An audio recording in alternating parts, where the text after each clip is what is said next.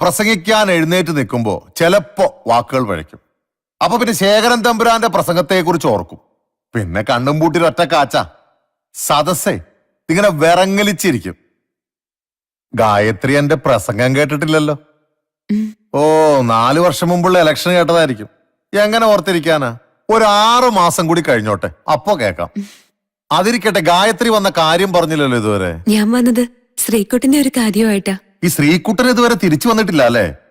ഒരു 100 കൂട്ടം കാര്യങ്ങളുടെ ഇടയ്ക്ക് ഞാനതങ്ങ് മറന്നുപോയി. ആട്ടെ, ഞാനിപ്പോ എന്താ ഗായത്രിക്ക് ചെയ്തു തരേണ്ടത് പറഞ്ഞോ. ഡൽഹിയിൽ ആർമി വെൽഫെയർ അസോസിയേഷൻ ആവ എന്നൊരു സ്ഥാപനമുണ്ട് അത്രേ.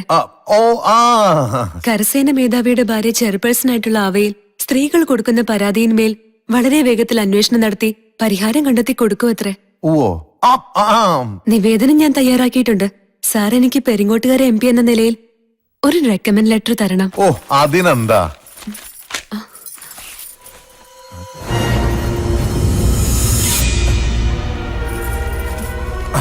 അപ്പൊ പിന്നെ ഗായത്രി ഇവിടെ ഇരിക്കും, ഞാൻ അകത്തുപോയി ലെറ്റർ ശരിയാക്കിട്ട് വരാം.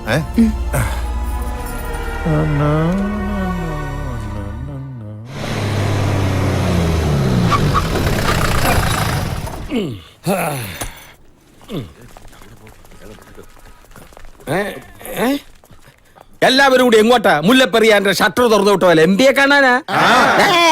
പോയി ജീപ്പിക്കാർ ഇരിക്കണോ? പഞ്ചായത്തിലെ പ്രശ്നങ്ങളെ പ്രസിഡന്റ് നിലയ്ക്ക് ഞാൻ MP യോട് പറഞ്ഞോളാം. പോടോ മക്കുണന്മാര്.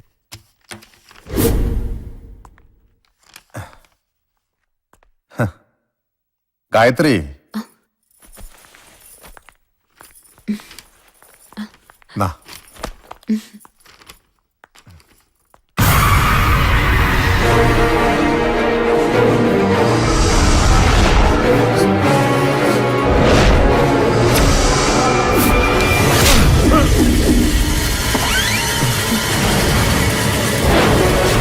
നിന്റെ ഈ ലെറ്ററിന് കൂലിയായി ഞാൻ എന്റെ ശരീരം നിനക്ക് കാഴ്ചവെക്കണോ? നീയൊക്കെ പൂവിട്ട് പൂജിച്ചിരുന്ന വാഴക്കോവിലെടുത്ത ശേഖരൻ തമ്പുരാന്റെ മോളാ ഞാൻ.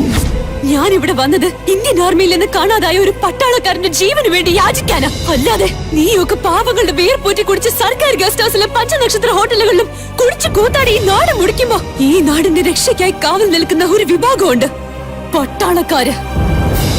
യുദ്ധകളത്തിൽ പിടഞ്ഞു മരിക്കുന്ന പട്ടാളക്കാരന് പുഷ്പചക്രവും ആചാര വെടികളും കവല പ്രസംഗങ്ങളും നടത്തി നിന്നെ പോലുള്ള ഒരു പൊടിയും തൊട്ടി പോകുമ്പോ ഒന്നോർത്തോ, ഇവിടെ സകലത്ത് നഷ്ടപ്പെടുന്ന അമ്മമാരുണ്ട്, ഭാര്യമാരുണ്ട്, സഹോദരിമാരുണ്ട്. അതൊന്നും നിന്നെ പോലുള്ള ചെറ്റകൾക്ക് മനസ്സിലാകില്ല.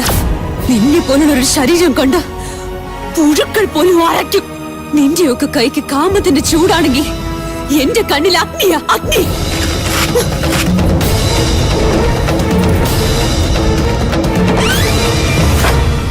അയ്യേ, വല്ല കാര്യം ഉണ്ടായിരുന്നോ? ആളും തരവും നോക്കി വേണ്ട കളിക്കാൻ. ഹോ, പഴയ ഗോലിസോട പൊട്ടിച്ച ഒച്ചയായിരുന്നു. തരിച്ചു കാണും അല്ലയോ? ആ കൊച്ചു തിരിച്ചു പോയോ നോക്കിട്ട് ഞാൻ വരാം. എന്നിട്ട് പറ ഞാൻ എന്റെ പഞ്ചായത്തിന്റെ പ്രശ്നങ്ങൾ. ഇപ്പൊ വരാം. ഗായത്രി, ഗായത്രി.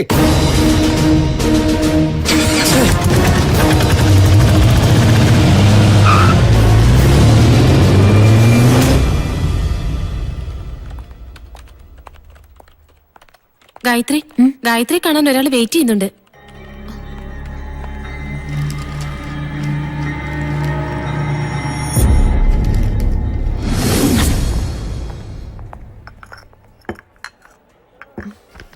തോമസ് കുട്ടിയെ ഞാനിവിടെ ഒട്ടും പ്രതീക്ഷിച്ചില്ല.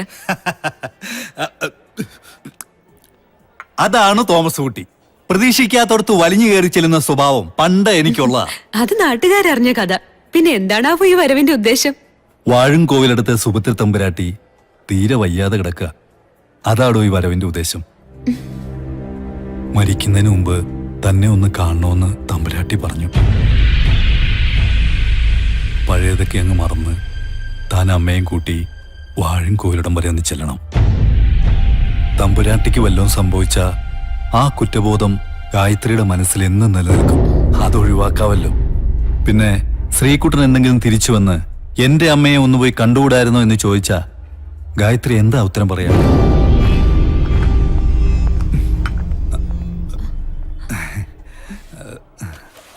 കാശെടുക്കാൻ എപ്പോഴും മറക്കും. അതാണ് തോമസ് കുട്ടി. ഓ, അതറിയാം.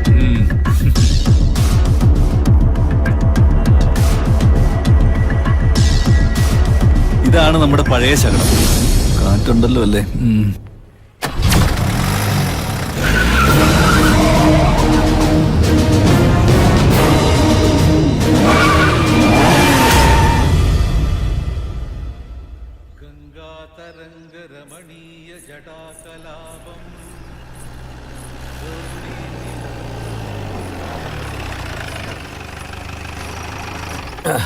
നമസ്കാരം. നമസ്കാരം. വീട്ടിൽ പോയിരുന്നു, അപ്പോഴേ അറിഞ്ഞു ഇവിടെ ഉണ്ടെന്ന്. പ്രസിഡന്റ് അവിടെ ചെന്നിരുന്നു മോള് പറഞ്ഞായിരുന്നു. ആ സാട കുടഞ്ഞ് എഴുന്നേറ്റ ഒരു സിംഹത്തെ പോലെയല്ലേ ഞാൻ ഇന്നലെ ഗായത്രി കുട്ടിയെ കണ്ടത്. സാക്ഷാൽ വാഴുംകോവിലെടുത്ത ശേഖരൻ തമ്പുരാൻ ഉറഞ്ഞു തുള്ളി നിൽക്കുകയായിരുന്നില്ലേ. ഓളാമ്പി ഉണ്ണിത്താരും മോള് കൊടുത്തയാടി അസലായി. അത് നേരിട്ട് കാണാൻ കഴിഞ്ഞ് എനിക്കൊരു കാര്യം ഉറപ്പായി. അടുത്ത ഇലക്ഷന് ഗ്രൂപ്പ് വഴക്കന്റെ കാര്യവും പറഞ്ഞു. അവൻ എന്റെ മുമ്പിൽ അധികം ഷൈൻ ചെയ്യില്ല. അതിരിക്കട്ടെ, എന്താണാവോ ഈ വഴിക്കൊക്കെ? വളരെ പ്രധാനപ്പെട്ട ഒരു കാര്യം പറയാൻ തന്നെയാ വന്നത്. ശ്രീകുട്ടന്റെ അമ്മ തീരെ വയ്യാണ്ട് കിടക്കുക. വാഴുംകോവിലിടത്തിൽ നിന്നും പടിയിറങ്ങി വേദനയോടെ നിൽക്കുന്ന ശേഖരേട്ടനെ ഞാൻ കണ്ടിട്ടുണ്ട്. അദ്ദേഹത്തിന്റെ ഭാര്യയും മകളും സഹിച്ചുകൊണ്ടിരിക്കുന്ന ദുരിതങ്ങളെ കുറിച്ചും എനിക്കറിയാം. മനസ്സ് വിഷമിപ്പിക്കാൻ വേണ്ടി പറഞ്ഞതല്ല കേട്ടോ. മോൾ അമ്മയും കുട്ടി ഒരിക്കലും പെരുങ്ങോട്ടേക്ക് വരണം. കാണാതായ മകനെ ഓർത്ത് നീറി നീറി ജീവിക്കുന്ന ഒരു ജന്മമുണ്ട് ആ ഗ്രാമത്തിൽ. വാഴുംകോവിലിടത്ത് സുഭദ്ര തമ്പുരാട്ടി. എന്നാ വരട്ടെ. മന്ത്രിയെ കണ്ട് കുറച്ചുപേരുടെ വിധവാ പെൻഷൻ ശരിയാക്കാനുണ്ട്. നടക്കില്ല എങ്കിലും ശ്രമിക്കാം. ഇല്ലെങ്കിൽ പെരിങ്ങോട്ട് കയറിയാലോ വിധവാ സഹോദരികളെ എന്നെ വെറുതെ വിടില്ല. അടുത്ത പഞ്ചായത്ത് ഇലക്ഷനില് വനിതാ വാർഡാക്കിയാലോ പിന്നെ എനിക്ക് വഴി നടക്കാൻ പറ്റില്ല. വരട്ടെ, ഗസ്റ്റ് ഹൗസിലോട്ട് പോട്ടെ. ശരിയേട്ടാ. മന്ത്രി ഇപ്പൊ ഉണർന്ന് കാണുമോ എന്തോ.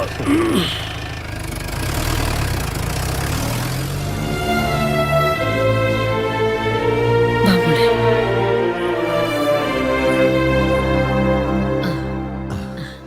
നമസ്കാരം. ചായ കുടിക്കേ. ഓ,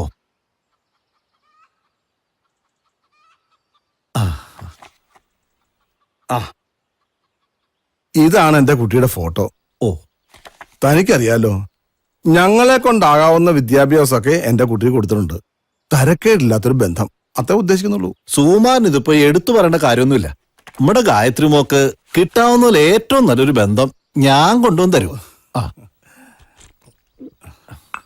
എന്നാ ഞാൻ ഇറങ്ങട്ടെ. ഓ, വാസുടെ, ആ, കണക്ക് പറഞ്ഞു തരികല്ലോ കേട്ടോ. തൽക്കാലം ഇതിരിക്കട്ടെ. ഓ,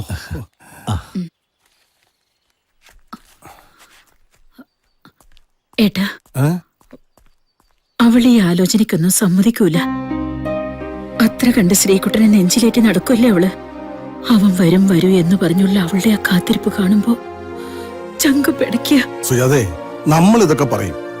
ഇനി അങ്ങോട്ട് ജീവിക്കാനുള്ള അവളുടെ കാര്യമാ വലുത്. നമ്മുടെ കുട്ടിയുടെ ഭാവി സുരക്ഷിതമായി കൊടുക്കാന്നുള്ളത് എന്റെ നിന്റെയും കടമയാ. അല്ലാതെ വാഴുംകോവിലെടുത്ത ശേഖരൻ തമ്പുരാൻ നിന്നെ കല്യാണം കഴിച്ച് ജീവിച്ച കാലമൊന്നും അല്ലത്. അതുകൊണ്ട് തന്നെയാ ഗായത്രി മോള് ശ്രീകുട്ടനെ സ്നേഹിക്കുന്നുണ്ടെന്ന് അറിഞ്ഞപ്പോ ഞാൻ എതിർക്കാഞ്ഞത്. ഇനിയിപ്പോ ഒരിക്കലും വരില്ല എന്ന് വിശ്വസിക്കുന്ന ആൾക്ക് വേണ്ടിയാണ് അവൾ കാത്തിരിക്കുന്നെങ്കിലോ?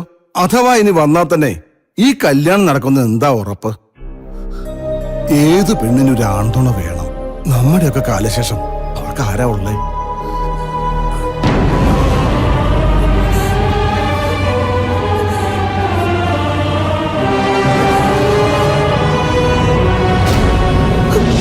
അമ്മാവൻ പറഞ്ഞത് ശരിയാ. ഏതൊരു പെണ്ണിനും ഒരാൺതുണ വേണം. ഞാൻ എന്റെ ശ്രീകുട്ടനെ അത്രമാത്രം സ്നേഹിച്ചു പോയി.